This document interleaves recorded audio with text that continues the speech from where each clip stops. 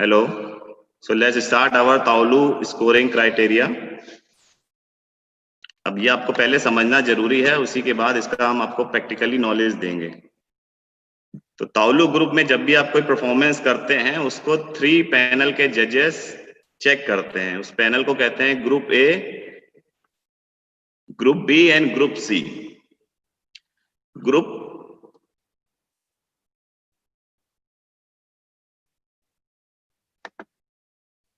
ए panel होता है वो मेनली क्वालिटी ऑफ मूवमेंट्स को चेक करता है। क्वालिटी ऑफ मूवमेंट क्या है ये मैं आपको बताऊंगा बाद में। ग्रुप बी है वो ओवरऑल परफॉर्मेंस को चेक करता है, और ग्रुप सी है वो डिग्री ऑफ डिफिकल्टी, यानी दैट मींस वो जम्प्स को जितनी भी होती है, जम्प्स एंड कनेक्शन, उसको चेक करता है। इस तरह से 3 पैनल के जजेस होते हैं जो आपकी परफॉर्मेंस को, जो कि 10 नंबर्स की होती है, आपको देखते हैं, ऑब्जर्व करते हैं या डिडक्शन करते हैं, और अकॉर्डिंग टू योर लेवल आपके पॉइंट्स को डिसाइड करके आपको देते हैं out of 10। Prem sir, I am audible?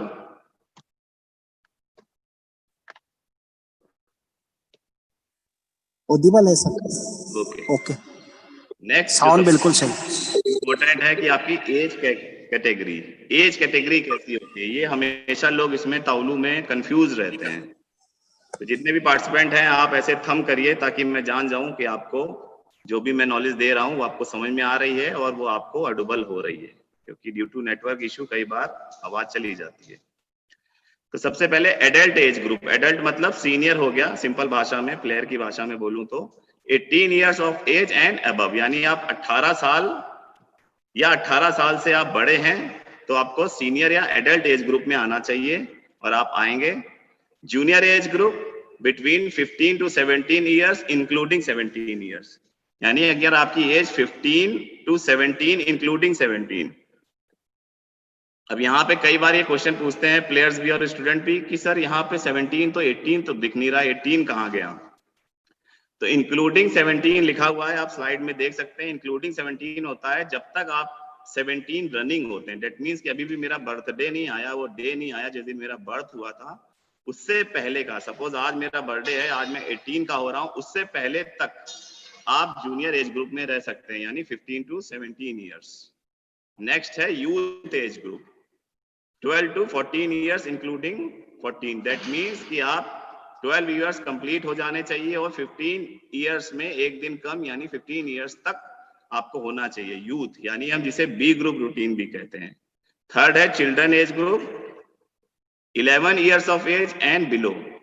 अब बिलो यहाँ पे मेंशन नहीं है, बिलो मतलब होता है 7 ईयर्स। वुशु में ऑफिशियली आप 7 ईयर से वुशु ऑफिशियली प्ले करना स्टार्ट कर सकते हैं, अप टू 11 ईयर्स चिल्ड्रन का एज ग्रुप है।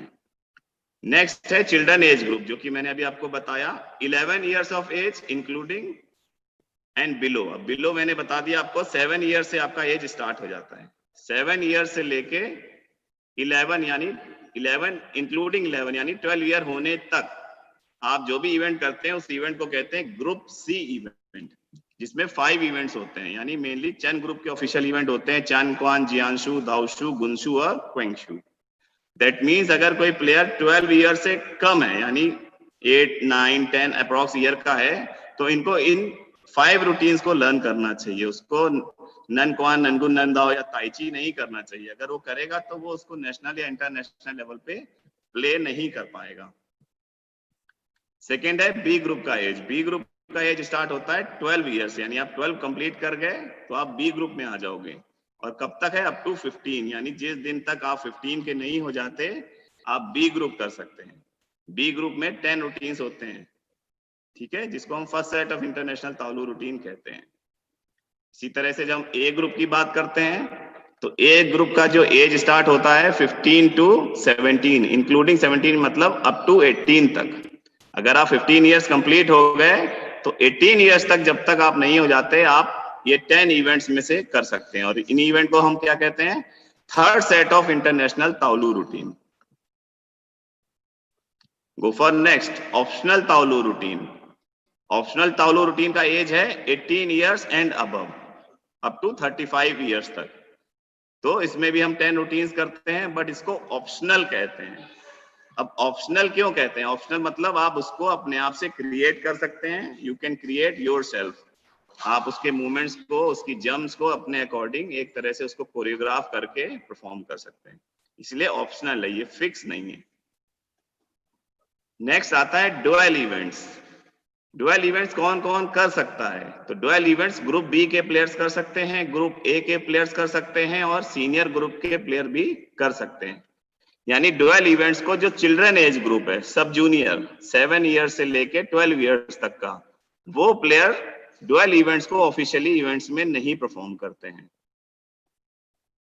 जीटी मतलब ग्रुप इवेंट। ग्रुप इवेंट कौन कर सकता है? तो ग्रुप इवेंट सारे ग्रुप के बच्चे कर सकते हैं, यानी group A, group B, group C और एडल्ट। तो यहाँ पे मतलब डुअल इवेंट्स कौन नहीं करेगा? डुअल इवेंट्स सब जूनियर कैटेगरी के बॉयज एंड गर्ल्स नहीं कर सकते ऑफिशियली इवेंट्स में, और ग्रुप इवेंट सारे ग्रुप के players A B C including senior group भी इसको कर सकते हैं। नेक्स्ट है, ये बहुत ही इंपॉर्टेंट है, टाइम लिमिट। रूटीन करते समय आपकी टाइम लिमिट क्या होती है? तो जो सीनियर रूटीन्स हैं उनके लिए बोला गया है no less than 1 minute 20 second in total duration, यानी आप कह लो सिंपल लैंग्वेज में 80 सेकेंड। 80 सेकेंड से मिनिमम आपकी परफॉर्मेंस नहीं होनी चाहिए, एटलीस्ट आपको परफॉर्मेंस इतने देर तक कंटिन्यू करना है कि 80 सेकेंड तक आपकी परफॉर्मेंस हो जाए। जूनियर डिवीजन की बात करें तो no less than 1 minute 10 second in total duration, यानी यहाँ पे 70 सेकेंड हो गई। Optional tai chi jian and compulsory tai chi jian routine, यानी सीनियर लेवल का ताइची और ताइची जियान और जूनियर लेवल का tai chi jian, tai chi quan sorry, tai chi jian, yes, 3 to 4 minutes होता है। यानी सीनियर का ताइची जियान और जूनियर लेवल का ताइची शॉर्ट, इसका लिमिट है 3 to 4 मिनट्स। बट जो जूनियर लेवल का ताइची इवेंट है, यानी विदाउट शॉर्ट वाला इवेंट है, इसका टाइम लिमिट है 5 to 6 मिनट। डुअल यान या कोरियोग्राफी इसका, या डुअल इवेंट यानी जब हम दो लोग आपस में फाइट करते हैं, ताउलू की कोरियोग्राफी करते हैं, तो इसकी टाइम लिमिट है 50 सेकेंड। 50 सेकेंड लेस देन लिखा हुआ, यानी एटलीस्ट आपको परफॉर्मेंस को 50 सेकेंड तक कंटिन्यू करना चाहिए। उसके ऊपर आप चले जाएं उसकी प्रॉब्लम नहीं है, आप 55 सेकेंड कर लो, आप 60 सेकेंड कर लो, बट एटलीस्ट आपको 50 सेकेंड तक उसको मेंटेन करना चाहिए। And GT group event, group event का जो टाइम ड्यूरेशन है वो है 3 to 4 minute in total duration, यानी जब हम ग्रुप इवेंट करते हैं तो उसमें टाइम लिमिट है 3 to 4 मिनट्स। अब मैंने आपको बताया group event A B C तीनों ही ग्रुप के बच्चे कर सकते हैं, तो इसमें ग्रुप इवेंट में एक और है, स्पेशली मेंशन करूंगा, मिनिमम 6 प्लेयर का होना ग्रुप इवेंट में जरूरी है। जब भी आप ग्रुप इवेंट्स को कोरियोग्राफ करते हैं या सेट करते हैं तो आप ये ध्यान दें कि आपकी टीम में एटलीस्ट 6 प्लेयर हों। वो 6 प्लेयर बॉयज भी हो सकते हैं, गर्ल्स भी हो सकते हैं और आइदर मिक्स भी हो सकता है, यानी बॉय गर्ल मिलके भी 6 हो सकते हैं या बॉय और गर्ल भी हो सकता है, और वो किसी भी ग्रुप के हो सकते हैं, ए बी सी के या सीनियर। इस तरह से अगर एक कोई नेशनल है जिसमें चारों प्लेयर खेल रहे हैं या चारों ग्रुप कर रहे हैं तो वो चारों ग्रुप मिलके ही वो कर सकते हैं इसको, नो प्रॉब्लम। बट जो मैंने बोला उसको मेंशन क्या याद रखना है कि जब भी आप सेट करो तो मिनिमम 6 प्लेयर हो सकते हैं। अब ये क्वेश्चन आता है कि सर मैक्सिमम कितने हो सकते हैं? तो मैक्सिमम पूरी टीम हो सकती है, पूरी टीम मिलके भी ग्रुप इवेंट कर सकती है, बट मिनिमम कितना है मैंने बताया आपको 6 है। जो नेक्स्ट टॉपिक है, स्पेशली यहाँ पे भी हमारे प्लेयर्स का बहुत डिडक्शन होता है, एक हम दिखाएंगे अभी प्लेयर्स के थ्रू। वो वेपन लेके आए जरा,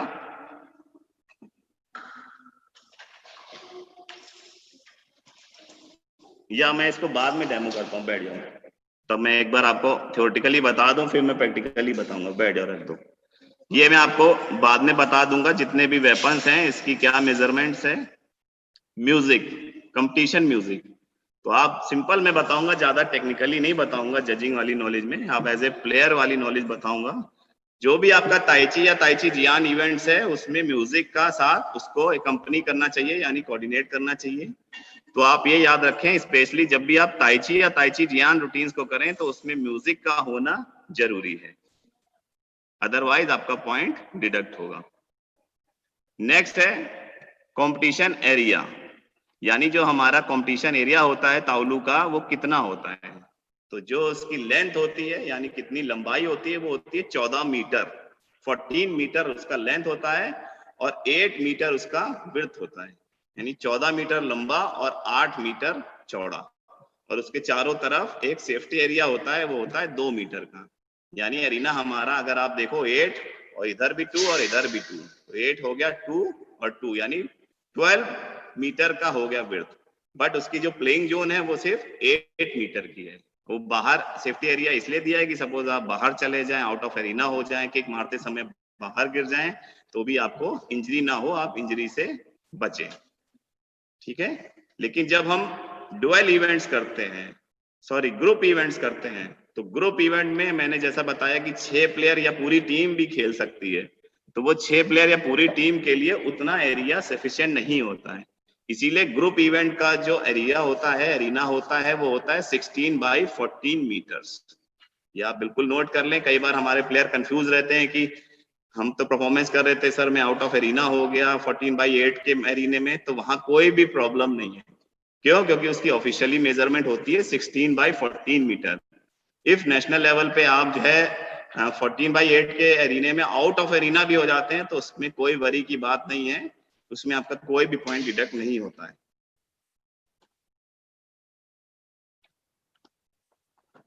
ये इतना इंपॉर्टेंट नहीं स्लाइड, हाँ ये स्लाइड बहुत इंपॉर्टेंट है, स्कोरिंग मेथड एंड स्टैंडर्ड।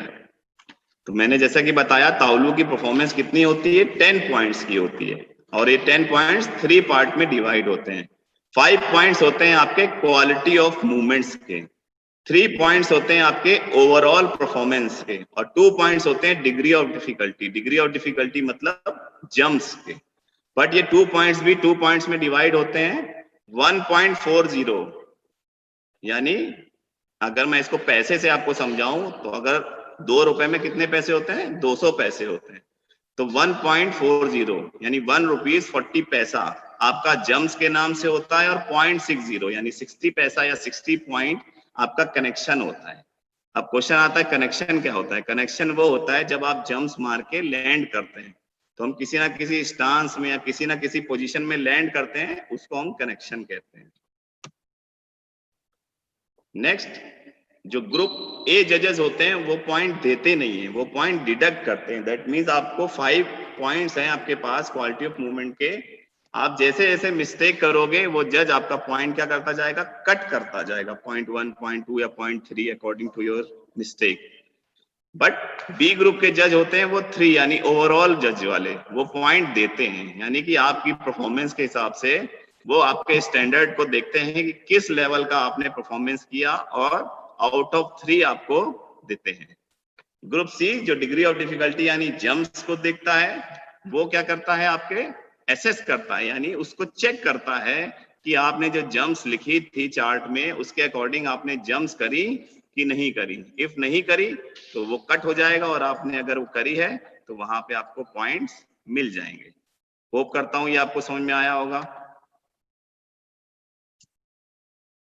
आया तो आप थंब करो, इसका मतलब मैं समझ जाऊंगा कि आपको समझ में आ गया। ठीक है, बेसिक चीज बता रहा हूं, बहुत ज्यादा टफ चीजें आपको नहीं बता रहा हूं मैं, उतनी चीज बता रहा हूं जितना एज ए प्लेयर आपको जरूरी है।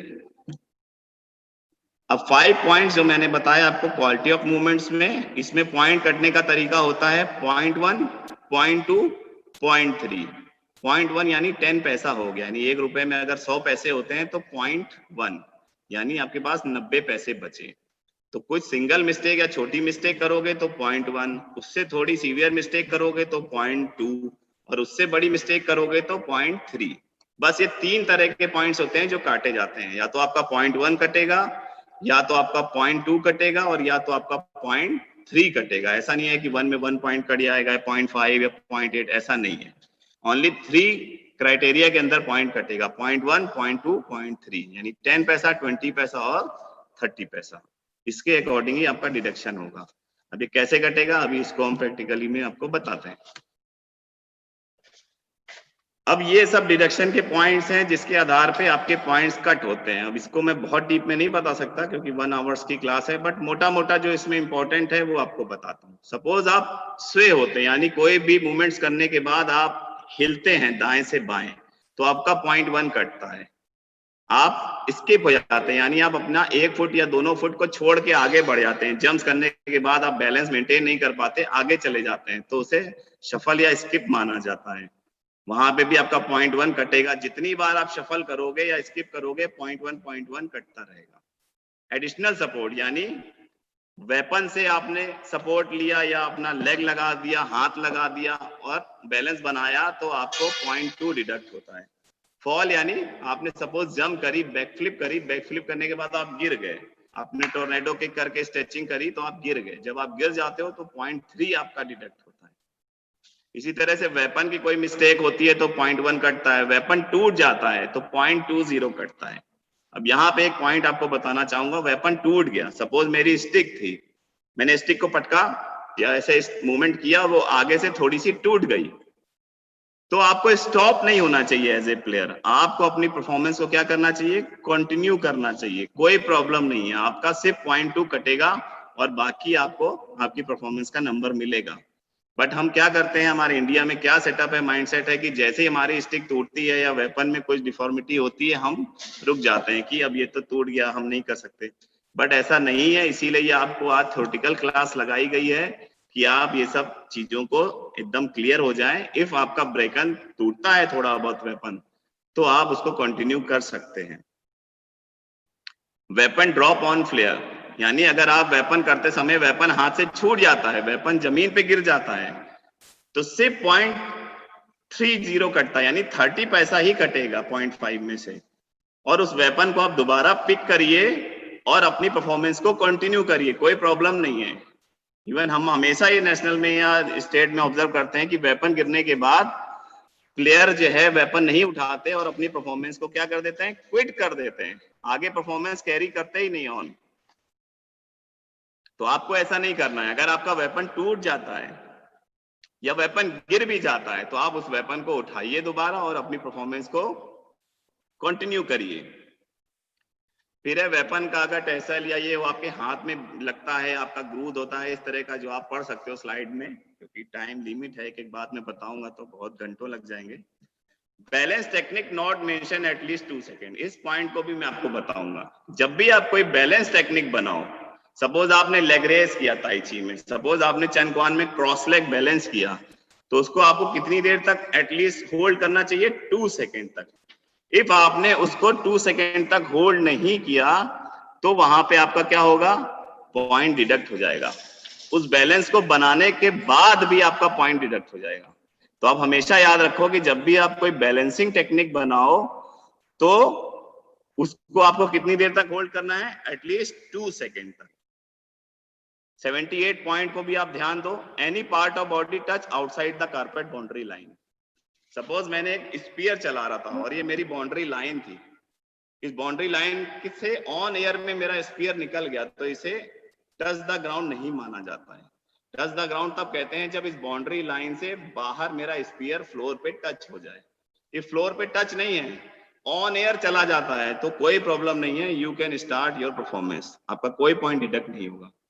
सपोज आपने एकदम साइड में आके फ्रंट स्वीप चलाई या बैक स्वीप चलाई, बैक स्वीप चलाते समय जो आपकी ताउलू का मैट होता है, कारपेट होता है, उसकी व्हाइट लाइन पे शूज टच हो जाता है, तो भी वो आउट ऑफ एरिना नहीं माना जाता है। आउट ऑफ एरिना तब मानेंगे जब उस लाइन से पैर या आपकी टोस क्या हो जाए, बाहर की तरफ चली जाए।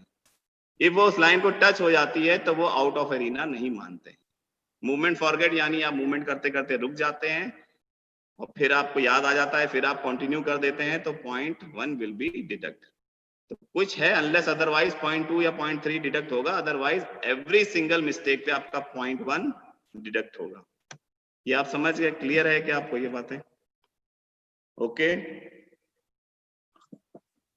ओके।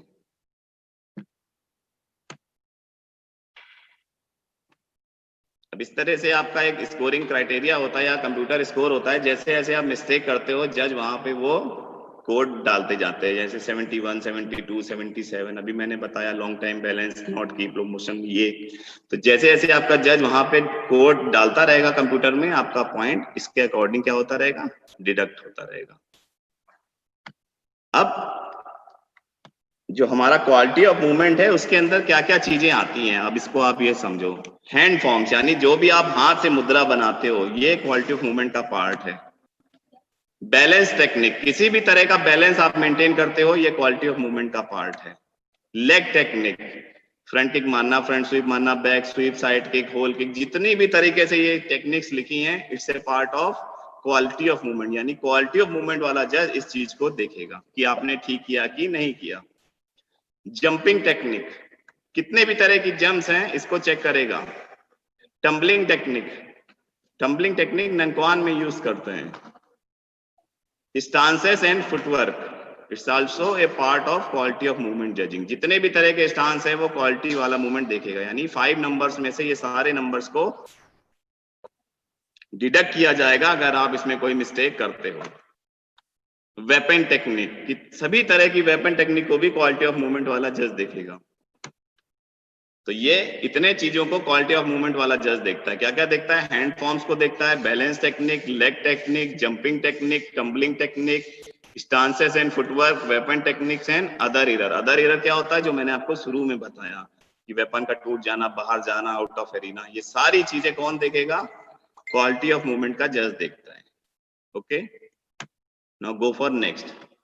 नेक्स्ट सेशन क्या है, ओवरऑल परफॉर्मेंस। ओवरऑल परफॉर्मेंस का रेंज होता है मैक्सिमम 3 और मिनिमम 1.01।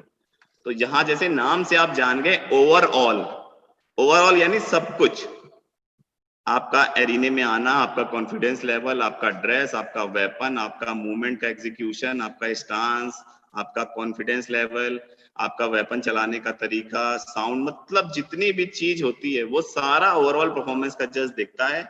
और वो ये डिसाइड करता है कि इस लेवल या इस प्लेयर का लेवल क्या है। सपोज हम डांस देखते हैं, डांस देख के हम कहते हैं कि इस लड़के या लड़की ने डांस अच्छा किया और इस लड़के या लड़की ने डांस अच्छा नहीं किया। ये आप कैसे डिसाइड करते हो, आप देखते होगे ना, उसको ऑब्जर्व करते होगे किसने कठिन मूवमेंट किए, किसने ज्यादा अच्छे से मूवमेंट किए, किसकी बॉडी का वर्क ज्यादा अच्छा है। तो यहाँ पे भी सेम ऐसा ही है कि 3 पॉइंट्स मैक्सिमम मिल जाएगा और मिनिमम आपको कितना मिल जाएगा, 1.01। लेकिन अगर जूनियर या सब जूनियर लेवल का कंपटीशन है तो वहां पे जंप्स नहीं होती है, तो वहां पे जज कितने नंबर में चेक करेगा आपको, 5 नंबर में। 5 नंबर आपका क्वालिटी ऑफ मूवमेंट्स के लिए होता है, 5 नंबर ओवरऑल परफॉर्मेंस के लिए। यानी 5 में से आपको स्कोर देगा। अच्छे से अच्छा मैक्सिमम करोगे तो 5 है, और खराब से खराब करोगे तो 1.51। अब 5 आउट ऑफ 5 देते नहीं है क्योंकि कोई भी परफेक्ट तो है नहीं, इसीलिए उसकी रेंज को डाउन रखा जाता है। अब इसमें आप ध्यान दो कि ये चीज ओवरऑल परफॉर्मेंस का जज देखता है। तो आप ये याद रखना कि, या सिंपल भाषा में बताता हूं आपको, बुक में ज्यादा नॉलेज नहीं देना है। कोई भी कंपलसरी मूवमेंट, जो कोई पर्टिकुलर रूटीन आप करते हो जूनियर सब जूनियर लेवल का, और उसमें कोई भी कंपलसरी मूवमेंट्स को आप इग्नोर करते हो या उसको कट कर जाते हो या खा जाते हो या उसको नहीं परफॉर्म करते हो, तो 0.2 विल बी डिडक्ट। यानी आपने एक सिंगल स्टेप था या इसके बाद ये स्टेप था, इसके बाद कुछ था, आपने उसको इग्नोर कर दिया या खा गए या भूल गए, तो आपका 0.2 डिडक्ट हो जाएगा। Non quant types of event में जब हम देखते होंगे ना, शाउट करते हैं हम, कोई भी चीज में आते हैं तो इस तरह से वॉइस निकालते हैं, अगर वो आप साउंड मिस करते हो तो भी आपका 0.2 डिडक्ट हो जाता है। और मिसिंग और एडिंग स्टेप, यानी आप अपने मन से जंप्स को, स्टेप को, यानी 2 स्टेप लेके जंप मारनी थी, आपने 4 स्टेप लेके जंप मारी, या कोई मूवमेंट्स को आप कट कर गए, तो वहां पे भी आपका मूवमेंट या पॉइंट डिडक्ट होगा। लेकिन ये किस में होगा, जूनियर लेवल के परफॉर्मेंस में, सब जूनियर लेवल के परफॉर्मेंस में, क्योंकि सीनियर वाला तो अपना इवेंट खुद कोरियोग्राफ कर सकता है। तो ये इसमें है। लास्ट मैंने आपको बताया था म्यूजिक, अगर आप म्यूजिक को कोऑर्डिनेट नहीं करोगे अपने रूटीन के साथ तो 0.50 विल बी डिडक्ट। नेक्स्ट आता है हमारा degree of difficulty. Degree of difficulty के 3 पार्ट होते हैं, यानी कठिन डिग्री कितनी होती है, तो होता है डिग्री ए, डिग्री बी और डिग्री सी। ए मतलब होता है 360 डिग्री, यानी कोई भी जंप जो आप एक चक्कर में करते हो वो होती है 360।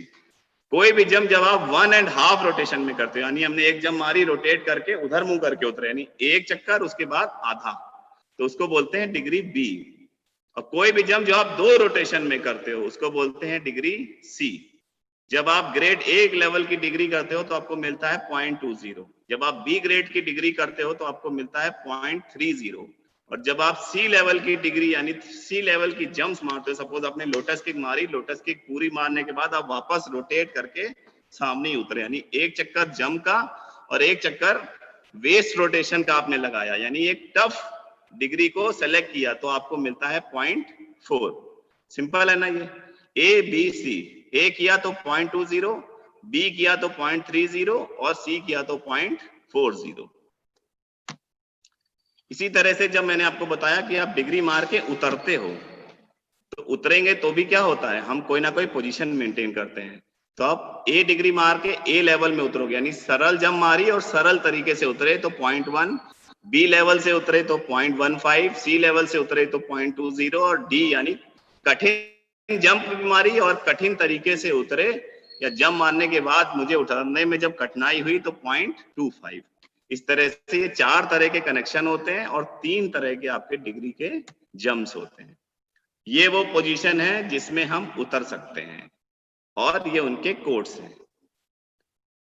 आप हॉर्स स्टांस में, बटरफ्लाई स्टांस में, नी रेज में, फ्रंट स्प्लिट में, ताइची में ऐसे बैठते हैं पैर पीछे मोड़ के, hurdle split position, gongbu, zuopan, cross leg sitting, इस तरह की जितनी 11 पोजीशन लिखी है, जब आप इसमें उतरते हैं तो आपको ये कनेक्शन माना जाता है। जंप मतलब जंप करना, कनेक्शन मतलब जंप करने के बाद लैंड करना, उतरना। ठीक है जी। अब ये एज ए प्लेयर आपको जानना बहुत जरूरी है, फिर हम प्रैक्टिकल नॉलेज पे चलेंगे। सपोज आप चैन क्वांट types of group event select करते हैं, तो जंप्स करने से पहले आप 4 स्टेप दौड़ सकते हैं। ठीक है, सपोज आपको 2 किक एक साथ मारनी है, मुझे फ्रंट स्नैप किक मारनी है, फ्रंट स्नैप किक के बाद टोर्नेडो किक मारनी है, तो you can take 4 step, 1 2 3 4 step लेके आप जंप मारो, फिर लैंड करो, फिर 4 स्टेप, 1 2 3 और फिर टोर्नेडो किक। तो चैन क्वांट टाइप्स ऑफ इवेंट करते हैं तो जंप्स करने से पहले भी आप 4 स्टेप ले सकते हैं और जंप्स करने के बाद दूसरी जंप करने के लिए भी आप 4 स्टेप ले सकते हैं। ये बात क्लियर हो गई आपको क्या? बिफोर जंप भी 4 स्टेप ले सकते हैं और बिटवीन 2 जंप्स यानी 2 जंप्स के बीच में भी आप 4 स्टेप ले सकते हैं। सेम नन क्वांट ग्रुप्स में अगर आप nan quan types of event करते हैं तो आप 4 स्टेप ले सकते हैं जंप करने से पहले।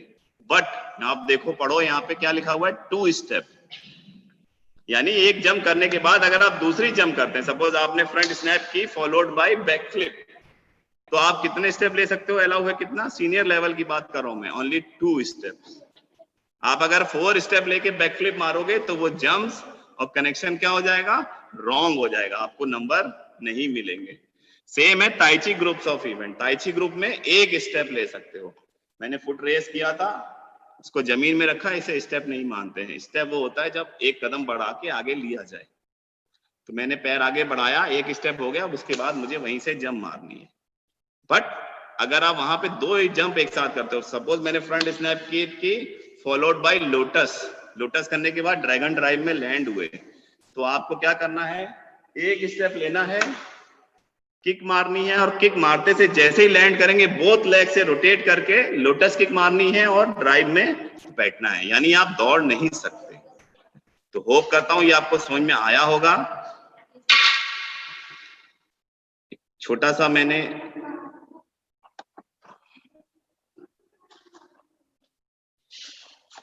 अब आपको कुछ मैं कनेक्शन दिखाता हूं कि कैसे ये कनेक्शन करते हैं।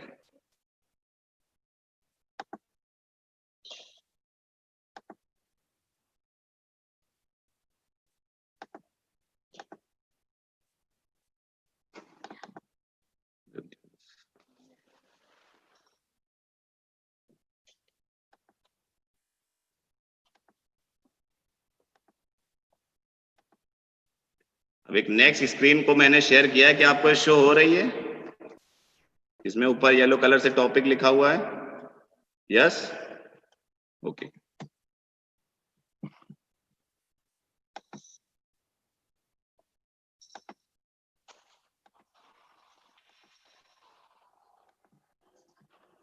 अब आप इसे देखो, ये जंप्स हैं, सारे जंप्स के नाम हैं, ये मैंने आपको पहले बता दिया। कि 4 स्टेप चन में, नन में 4 स्टेप एंड 2 स्टेप, एंड ताई ची में 1 स्टेप एंड 0 स्टेप। नेक्स्ट, ये हमारे कनेक्शन है, यानी हम जब उतरते हैं लैंडिंग पोजीशन।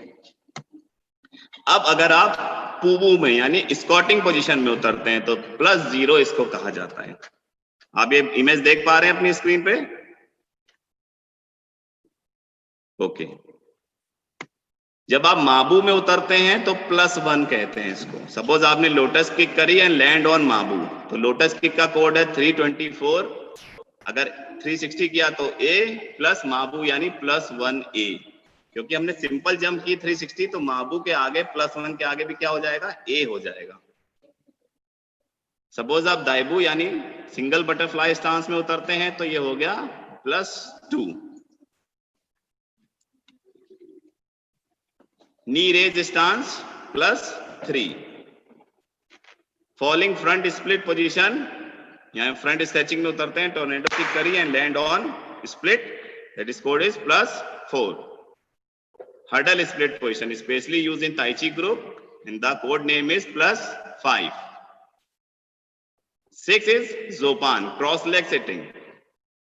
सपोज आपने बटरफ्लाई किक की 333 A प्लस लैंड किया तो ये 6 के आगे भी क्या हो जाएगा? A, क्योंकि बटरफ्लाई क्या है? एक सिंपल सी किक है। बो स्टांस +7। लैंडिंग ठीक है सिंगल फुट में +8। थ्रो एंड कैच, यानी कोई वेपन को आपने थ्रो किया, थ्रो करने के बाद उसको कैच किया तो +9। और उसके बाद ये एक न्यूली ऐड है कनेक्शन जिसे बोलते हैं सीजर पोजीशन, कैंची की तरह बैठना। ये कभी आपको नेक्स्ट लेवल में हम सिखाएंगे। इसको बोलते हैं +10। और नेक्स्ट इज है स्कॉर्पियन स्टांस +11। ये नन क्वान के प्लेयर्स परफॉर्म करते हैं, बैकफ्लिप के बाद इस तरह से लैंड करते हैं। ये भी नन क्वान के प्लेयर परफॉर्म करते हैं, कार्डव्हील करने के बाद ऐसे लैंड करते हैं। ये नेक्स्ट लेवल की कभी एडवांस लेवल का कोर्स होगा कोई, तो उसमें आपको ये ट्रेनिंग दी जाएगी। तो ये अभी तक जो कुछ बेसिक रूल थे मैंने आपको शेयर करे। अब इन्हीं बातों को एक प्लेयर जो बिल्कुल बिगनर, मैं देख रहा हूं स्क्रीन में छोटे छोटे प्लेयर हैं हमारे साथ, बिगनर हैं, आपको आपकी भाषा में समझाते हैं कि ये जो बातें हमने बताई इसका इम्प्लीमेंटेशन क्या है, प्रैक्टिकली क्या है। ठीक है, तो अभी मैं चाहता हूं सारे प्लेयर हमारे साथ ज्वाइन करें। अब हम थ्योरेटिकल की जगह प्रैक्टिकल नॉलेज पे जाएंगे। ओके,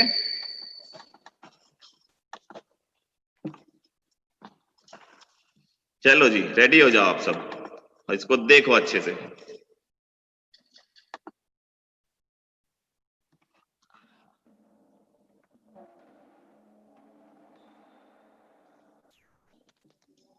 चलो 1 बाय 1 प्लेयर आओ। पहले शॉर्ट वाले आओ, तुम आओ छोटी बच्ची, इधर आओ।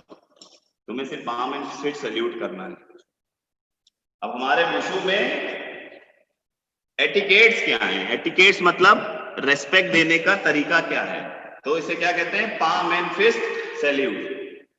आपको चेस्ट के सामने पाम एंड फिस्ट सैल्यूट को करना है। आप सभी करो।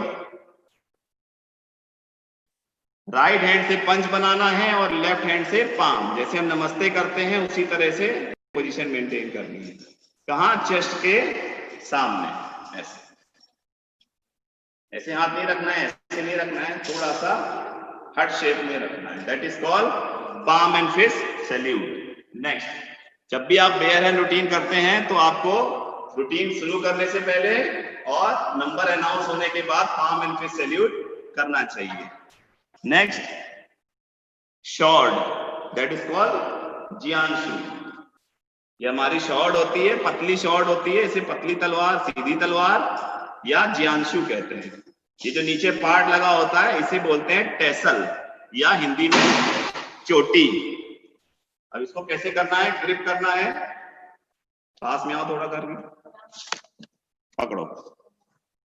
जब आप इसको हैंड में ग्रिप करते हैं तो ये शॉर्ट का जो टिप है ये आपके ईयर यानी कान के टिप के सामने होना चाहिए। अगर ये शॉर्ट इससे छोटी हो जाए, ऐसे हो जाए, यानी थोड़ा सा इधर आना, ये कान का लेवल है और ये इससे छोटी है मान लो, तो आपका पॉइंट डिडक्ट होगा। तो हमें शॉर्ट कैसी चूज करनी चाहिए? जो मेरे कान या ईयर का जो टॉप है उसके सामने इस शॉट का टॉप आना चाहिए। ठीक है, तो इस तरह से ये हमारी शॉट एक आइडियल शॉट है। हम इससे परफॉर्मेंस करेंगे तो हमारा पॉइंट डिडक्ट नहीं होगा। नेक्स्ट इज गो पुश करके दाउशु। इस तरह से शॉट होती है, ये देखिए ये थोड़ी सी चौड़ी होती है और इसके नीचे भी ये टेसल होता है, कपड़ा होता है, इसे हम दाउशु कहते हैं। ठीक है, अब इसको भी होल्ड करने का तरीका वही है, होल्ड करना है। इसकी जो टॉप है ये इसके ईयर की टॉप अभी थोड़ी सी ऊपर है इससे, ये देखिए लेवल, तो ये भी अलाउ है, कोई प्रॉब्लम नहीं है। बट अगर ये छोटी हो जाएगी, इतनी छोटी तलवार से कर रहा है मान लो, तो इसका पॉइंट डिडक्ट होगा। इवन ये नॉट अलाउ है, हमारे में क्या करते हैं हम अलाउ करके पॉइंट काटते हैं, बट ये रॉन्ग है, अलाउ ही नहीं है, not allowed.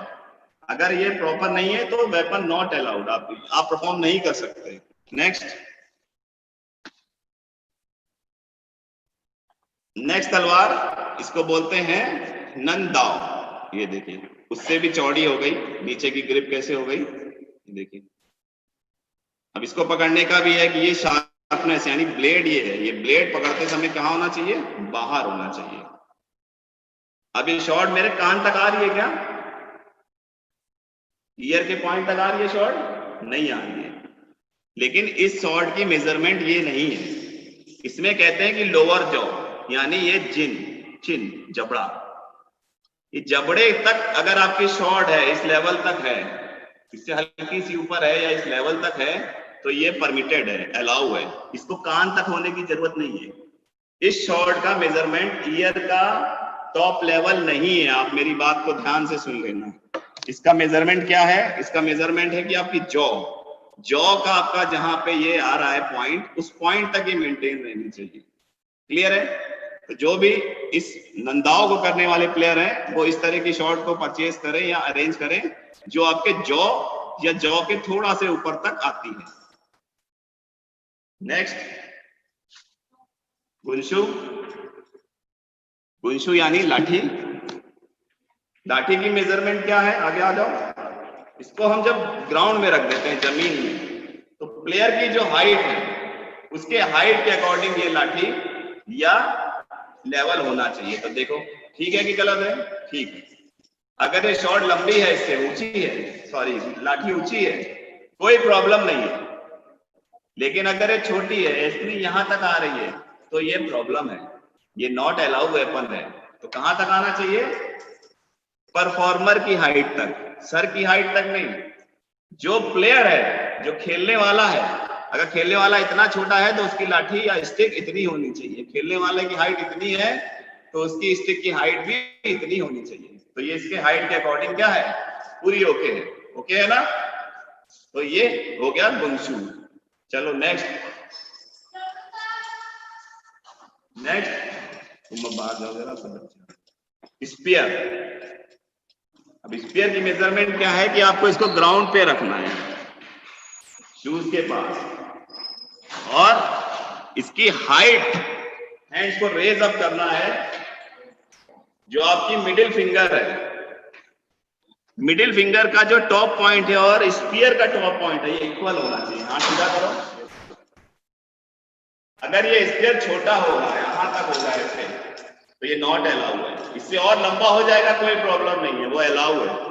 But when I raise my hand up, जो मेरी मिडिल फिंगर का टॉप पॉइंट है और जो स्पीयर का टॉप पॉइंट है, ये इक्वल होना चाहिए। अगर ये इससे छोटा है तो your point will be deduct. Clear हो गया?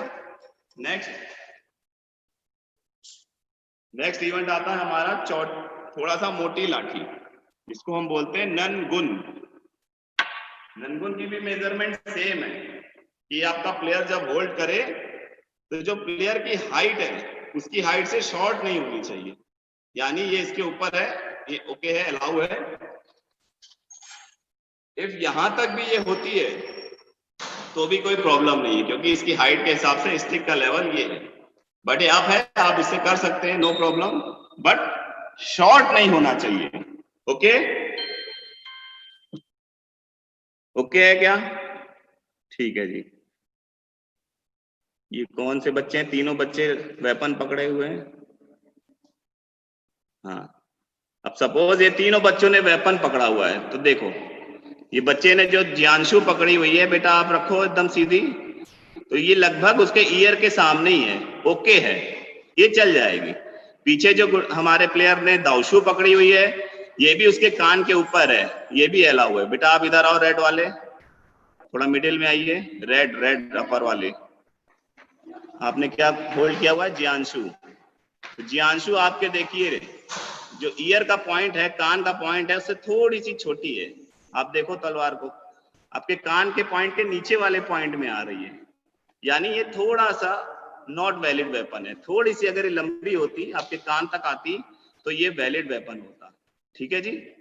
अब एक जियांशु देना या कोई भी। अब प्लेयर क्या करते हैं मोस्टली, देखिए ये भी जानना जरूरी है, वो कैसे जो है मिसगाइड करते हैं। सपोज ये शॉट मेरे कान से छोटी है ना? अब प्लेयर जब आता है खेलने तो ऐसे पकड़ के आता है, कहता है देखो सर सही तो है, लेकिन जज क्या करता है? जज का काम ही है चेक करना। वो क्या कहता है? हाथ सीधा करो। तो जब हाथ सीधा करते हैं तो क्या होता है? चोरी पकड़ी जाती है, हाँ, नॉट वैलिड हो जाता है वेपन। तो ऐसा नहीं करना है, मिसगाइड नहीं करना है। जज को आप मिसगाइड कैसे करोगे? जज को तो नॉलेज आता है आपसे, ऐसे करके नहीं आना है कि सर ये देखो, या बहुत सारे बच्चे नंदाओ ऐसे पकड़ के आते हैं, सर ये देखिए जौ से ऊपर है। Hand should be straight. जब हाथ आप सीधा करते हैं फिर आपका क्या लेवल है? अब ये है तो देखो ये छोटी है ना मेरे हाइट से, तो ये डिस्क्वालीफाई हो गया, मैं नॉट वैलिड हो गया। तो इस तरह से आप मिसगाइड ना करो अपने आप को। जज को तो नहीं कर सकते, अपने आप को मिसगाइड नहीं करना है। ठीक है जी। ताइची शॉट का भी सेम है मेजरमेंट। सपोज ये ताइची शॉट होती है, थोड़ी हैवी होती है, शॉट की तरह ही होती है जियांशु की। इसको भी आपने जब ग्रिप किया तो ये आपके ईयर यानी कान के लेवल के सामने आएगी। बट अगर मैं अपनी हाइट के अकॉर्डिंग इसको प्रॉपर रखूं तो ये शॉर्ट है, बट हमारे पास जो प्लेयर है उनकी हाइट के अकॉर्डिंग ये ओके है। और इसकी ये जो नीचे होता है इसे बोलते हैं टेसल, चोटी। ठीक है, इसकी लेंथ कितनी होनी चाहिए? इसकी लेंथ होनी चाहिए अप्रॉक्स 30 सेंटीमीटर, यानी आपकी एक बड़ी स्केल के बराबर। चलो अब मैंने आपको बताया कि कैसे हम बैलेंस बनाते हैं, तो उसको होल्ड करना सीखना चाहिए। सपोज मैंने प्लेयर करते हैं ना चनकुआन में cross leg balance, cross leg करो, ऐसे वाला बैलेंस करो, क्रॉस लेग। अब ये प्लेयर आया, इसने बैलेंस किया और उठ के चला गया, चलो आगे बढ़िया मूवमेंट करो ऐसे करके, गो 1 2। अब आप क्या है देखो, उसने क्रॉस लेग किया और क्रॉस लेग करने के बाद वो नेक्स्ट स्टेप में मूव हो गया, तो क्रॉस लेग तो अच्छे से बनाया था। फिर देखो चले जाओ आगे, यहां पे आपका पॉइंट क्या होगा? एज पर रूल डिडक्ट होगा।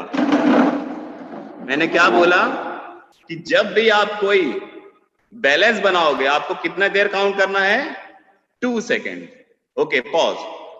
अब पॉज में रुक गई ना, अब गिनो 1 2 गो। अब आपका कोई भी पॉइंट डिडक्ट नहीं होगा।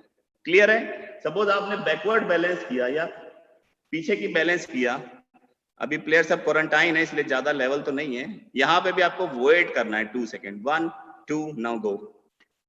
तो कोई भी बैलेंस करो, चाहे आप ताइची का बैलेंस करो, चाहे क्रॉस लेग करो, चाहे ताइची का, मतलब any kind of balance, you have to wait कितने सेकेंड? 2 सेकेंड। इफ आप वेट नहीं करते हो तो your point will be deduct. Next, अब मैं आपको 3 तरह के डिफरेंस बताऊंगा स्टांसेस के।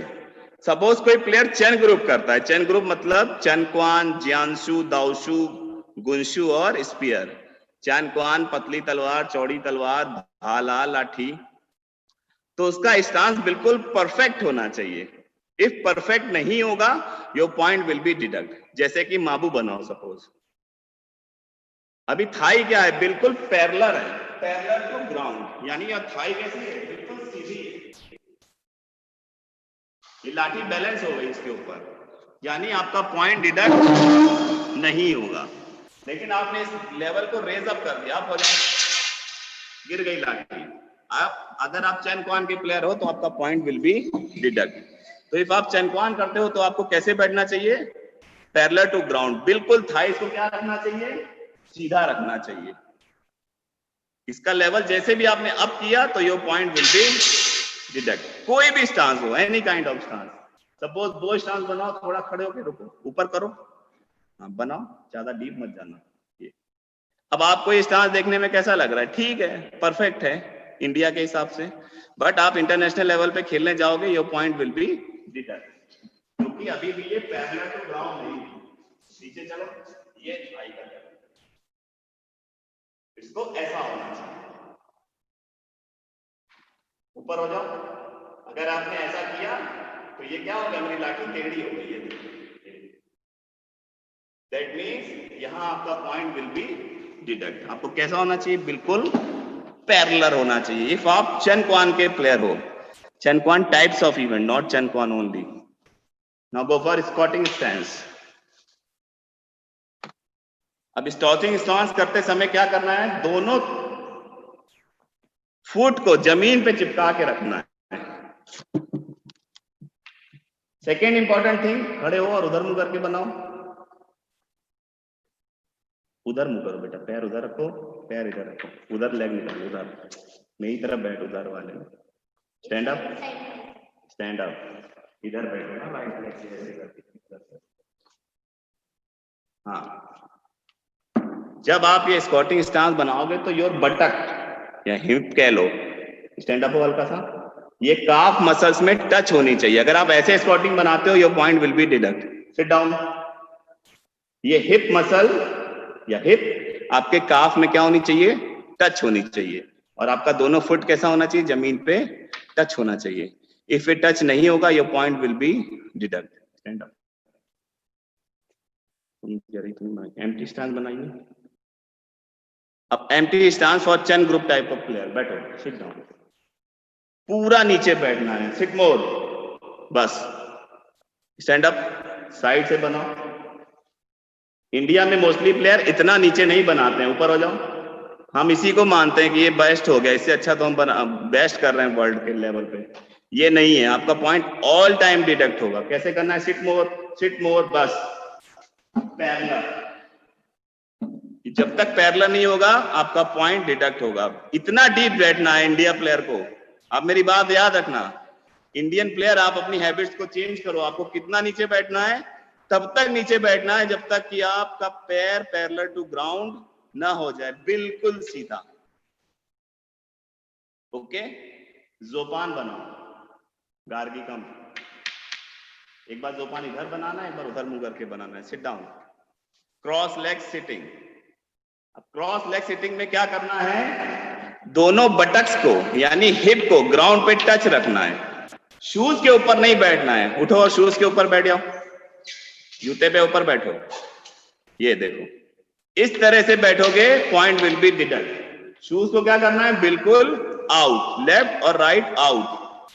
और हिप, दोनों तुम्हारे हिप यानी बटक फ्लोर को क्या होने चाहिए? टच होने चाहिए। इफ ये टच नहीं है, your point will be deduct. Stand up, इधर फेस करके बनाओ, सिट डाउन, इधर मुंह करो, बैठ जाओ। क्लियर है पोजीशन? अब बैक का व्यू दिखा दिया, इसको तो वहां छोड़ दो, रिलैक्स। घुटने को इसके पास में लाओ, बस। जितना क्रॉस करके बैठोगे उतना अच्छी बात है। जब हम खड़े होंगे तो क्या करते हैं? पहले टो को जमीन पे लगाते हैं, लगाओ ये, और अपने हील को अप करो और खड़ी हो जाओ, ये, और टर्न हो जाओ। ये एक तरीका है उठने का। क्लियर है मेरी बात? ओके ओके, ऐसे करना है सबको, थंब दिखाना है। हाँ, अब नेक्स्ट आता है हैंड फॉर्म्स। 5-6 तरह के हैंड फॉर्म्स हैं। उस हैंड फॉर्म्स को हमेशा आपको आइडली करना है। जैसे पाम, जब आप पाम बनाओगे तो सारी फिंगर्स को क्लोज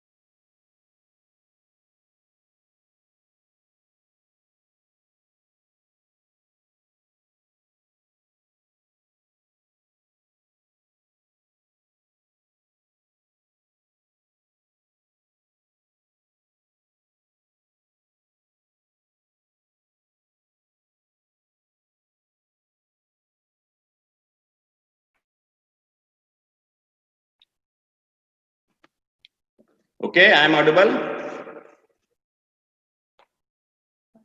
ओके, तो पाम कैसे बनाना है? ऐसे सबको क्लोज, पंच सीधा।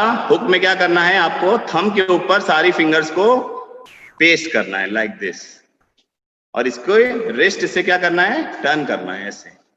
अगर आप रिस्ट टर्न नहीं करोगे, ऐसे रखोगे, पॉइंट कट होगा। कैसे करना है? ऐसे करना है। बनाने के बाद ऐसे जितना खींच सकते हो अंदर खींचो।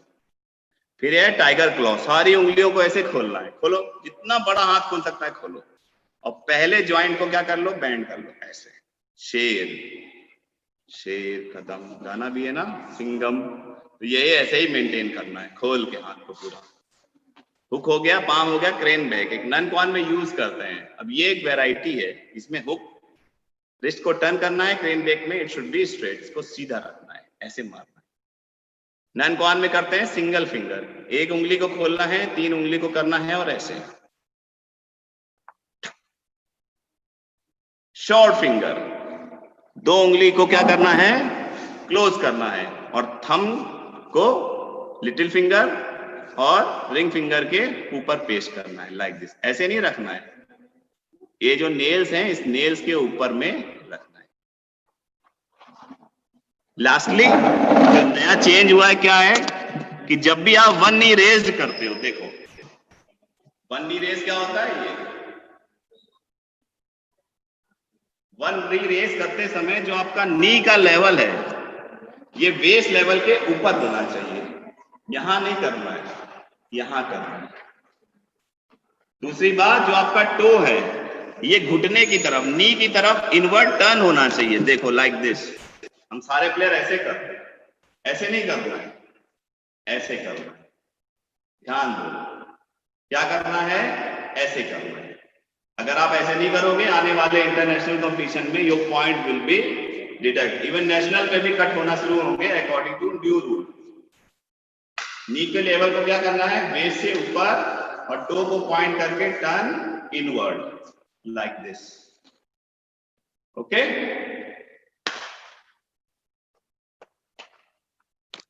और नेक्स्ट 2 मिनट्स और बताऊंगा आपको। अब क्या होता है, पॉइंट कब कटता है? स्वे, सफल और स्किप।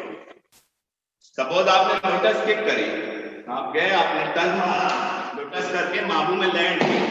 लैंड होने के बाद आप दाएं बाएं हिले, या आगे पीछे हो गए, या ऐसा पूरा एक चक्कर ही काट लिया, तो इसको स्वे मानते हैं।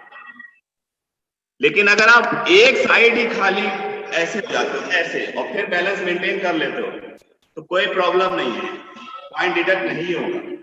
बट अगर 2 साइड जाते हो, ऐसे ऐसे बैलेंस मेंटेन करते हो, या आगे पीछे जाते हो, या गोल घूमते हो, तो your point will be deduct. अब स्वे के बाद सफल क्या हो गया? आप लैंड किए, लैंड करने के बाद आगे आ गए, सफल हो गए, तो ये पॉइंट 1 विल बी डिडक्ट। अब स्किप क्या है? हमने लैंड किया और आगे हो गए, हम बैलेंस नहीं बना पाए, आगे हो गए। सपोज आपने नी रेस किया और आप ऐसे खेलने लगे, लगड़ी का, जितनी बार जंप करोगे, point 1, point 1, point 1, point 1 will be deduct. कितना पॉइंट हो गया? देखो, 1, 2, 3, 4, 5। तो हमने एक छोटी सी मिस्टेक करी, और हमें क्या लगा कि कुछ खास तो किया नहीं था, ऐसे ऐसे ही तो कर रहे थे। लेकिन आप जितनी बार भी ऐसे ऐसे और स्टेप आगे बढ़ाओगे, each and every time point will be 1 will be deduct. तो होप करता हूं आप को ये आज मैंने कुछ नॉलेज दी जो प्रैक्टिकली और थ्योरेटिकली भी आपको जरूर यूजफुल लगी होगी, हेल्पफुल होगी। Okay, over to Prem sir. Thank you, sir. That was very nice and very useful session. आपने बहुत अच्छा जानकारी दे दिया, और उम्मीद करता है हमारे देश भर से जो प्यारे प्रतिभागी सभी हैं, आपको भी काफी लाभ हो गया होगा। और ये बहुत खुशी की बात है कि बहुत सारे हमारे खिलाड़ियों ने बहुत प्यार से बहुत ध्यान से अभिलाष सर का क्लास जो सुना और अटेंड किया। Thank you very very much for that. भारतीय वुशु संघ और भारतीय खेल प्राधिकरण के तरफ से आपको बहुत बहुत शुक्रिया। मिस्टर अभिलाष जी जो Haryana state wushu sports department पे वुशु के प्रशिक्षक हैं और भारतीय टीम के वुशु प्रशिक्षक भी रह चुके हैं और इंटरनेशनल जज है। Thank you very very much for your kind contribution and valuable knowledge sharing in the e-Pathshala online Wushu training program organized by Wushu Association of India in collaboration with the Sports Authority of India. Thank you very very much sir। अभी कल और एक बढ़िया session के साथ मुलाकात करेंगे। आज के लिए विदा लेने का समय हो गया है। Abhilash sir is thank you so much Abhilash sir, thank you once again for your valuable class।